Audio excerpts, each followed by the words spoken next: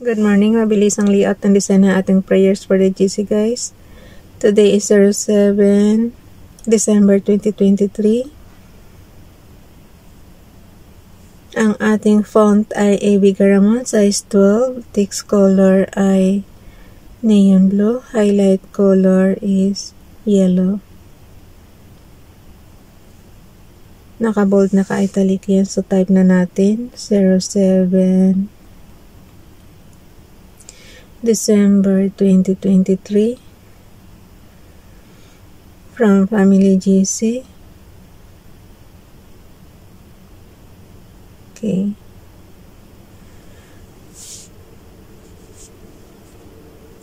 Add natin yung ating prayers muna. Yung ating Hebrews Bible. Sabi ko nga sa inyo para matuto tayo ng I forgot.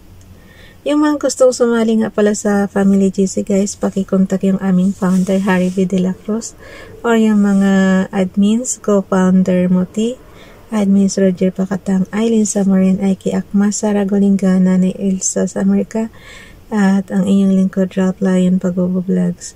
Pakisubscribe na rin guys sa kanila mga YouTube channel. Kaya ginawa kong size yung spacing. Mula doon sa date, tapos doon sa Family GC. Nabubulo na si Rap, nagmamadali na kasi. Ilang minuto na lang, 9 minutes na lang magtatrabaho na tayo. Okay, add natin yung ating prayers galing sa Hebrews Bible kay Rap Lion Pagobo Vlog. Mishli, Proverbs chapter 12 verse 11. Yung Mishli guys, may naka-open parenthesis dyan and close parenthesis nakalagay sa loob is Proverbs. So, ibig sabihin ng Mishli is Proverbs. Chapter 12 verse 1. He that worketh his Adamah shall be satisfied with likim, but he that chaseth after worthless persons is devoid of lib. Tapos may naka-open parenthesis of understanding and then close parenthesis. So, para maliwanag, basahin natin ulit sa ating magandang balita, Biblia. Kawikaan, anong chapter?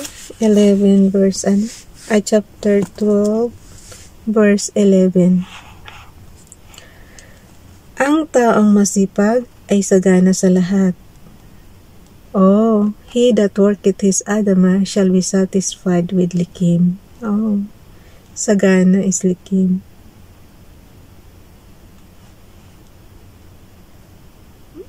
Tapos may nakalagay pa.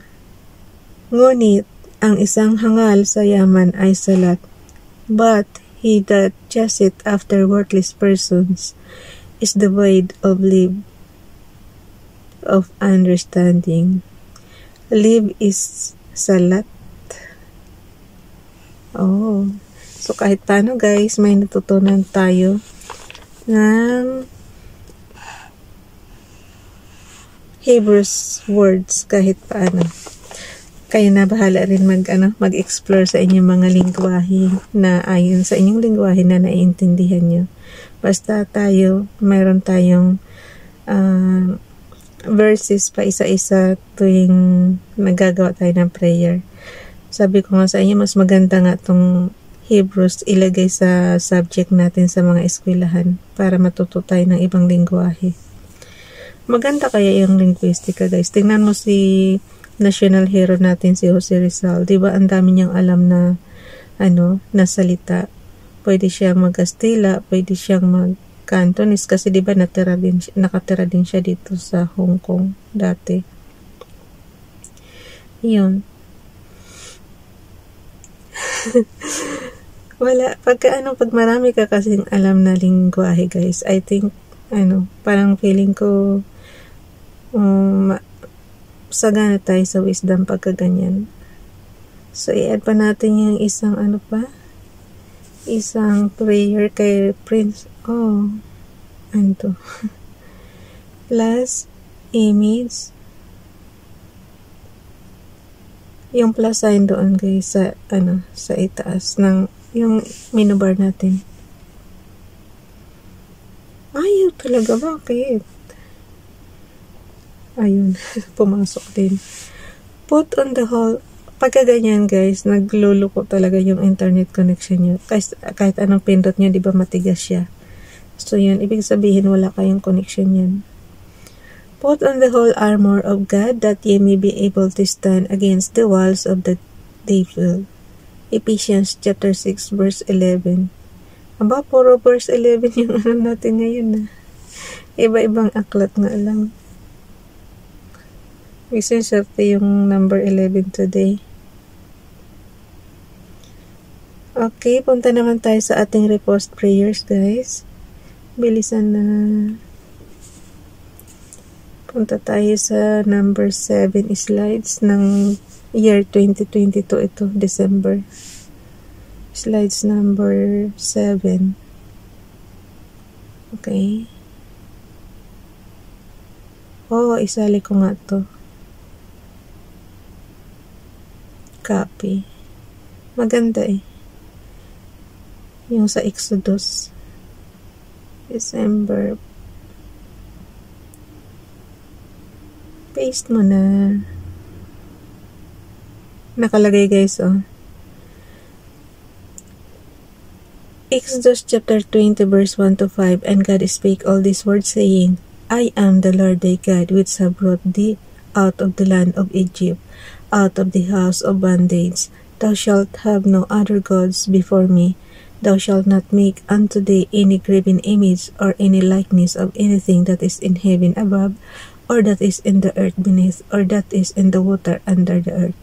Thou shalt not bow down thyself to them, nor serve them, for I, the Lord the God, am a jealous God, visiting the iniquity of the fathers upon the children, unto the third and fourth of generation, unto the third and fourth generation of them that hate me.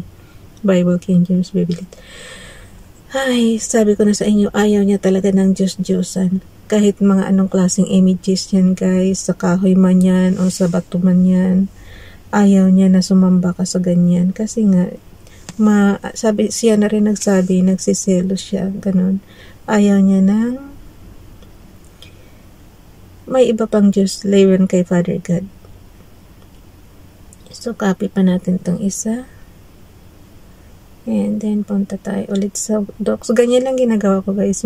Kaya maganda talaga pagka maganda yung internet connection nyo. Kasi nga, yung bang mag-shifting ka from slides to docs apps, ganun. So, kung baga saan marami kang Windows, kung naka-computer tayo, marami kang Windows na kiniklik.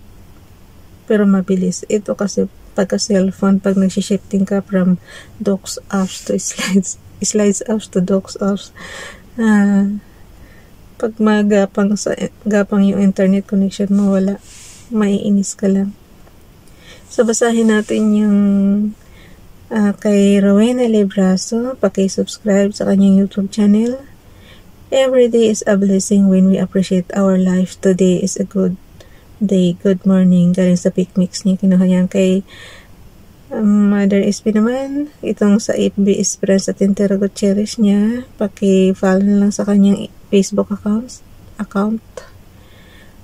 And my God will meet all your needs according to His riches in Christ Jesus. Philippians chapter 4 verse 19. Kasi naman guys, napakaliit naman kasi para kumabasa. Hayaan mo na. So, tayo. Add na natin yung ating horizontal lines. So, paano ba mag-screenshot? Ay, hindi pa. Wala pa akong labeling. Maglagay muna ako labeling. Lagay natin repost prayers. Repost prayers. Ganon din dito sa isa. So, tatlong tayo mamaya nito sa tatlong column ito guys. So, tapos ito naman kay Ralph. Lagay na lang natin yung kanyang YTC name or yung graphics. Image from photos. Tignan natin kung papasok. Pagka hindi, type na lang natin. Ganyan naman guys, lagi ako may alternative in case na yung aking internet connection is mabagal, gumagawa ako ng paraan. Ganun lang siya kasimple. Pagka hindi pumasok, ay di type. Mayroon naman tayong keypad dito. So, diba? Pero mas maganda kasi pagka yung graphics mailagay mo dahil pagka tinype nila yung YTC mo, alam nila kung ano yung profile mo doon. So, yun lang ang advantage talaga. Messenger tayo. Paki-subscribe guys, Princess Dayan channel. Oh, bakit naabutan na tayo ng ano? Hala. Naabutan na ako ng bilis na. Naabutan na ako ng oras guys. Ibig sabihin mag-work na tayo. Ayan, hindi pa na kontento sa isang alarm. Mayroon pang pangalawang alarm. Ewan ko bakit mabagal tayo today. Teka lang ha. Give me 1 more minute.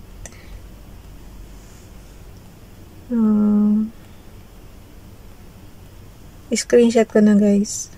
Ang importante kasi nabasa ko na yung mga prayers. Tapos pakidagdagan nyo na lang ng sarili nyong prayers. Okay? So maglagay lang tayo dito na ano. Pakidagdagan nyo na lang ng sarili nyong prayers.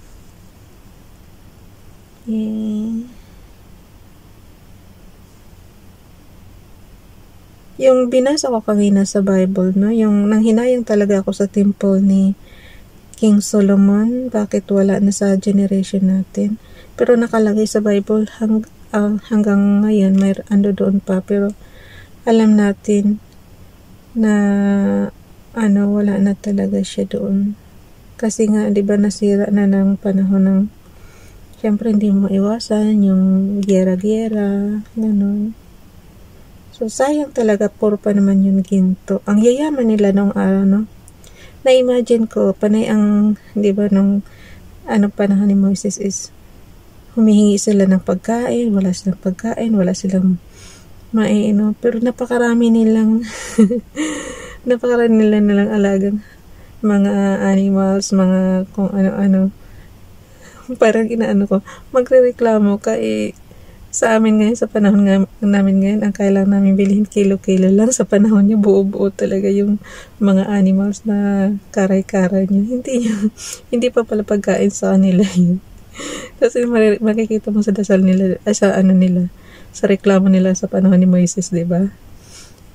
Bigyan mo kay si Father God, binigyan sila ng mana. Diba? Ang tao talaga reklamador, kahit may pagkain, sasabihin walang pagkain. Kasi magkanta lang sila ng isa, no? Hindi pusog na sila. Ay, tapos na pala tayo yan. Bye everyone, God bless.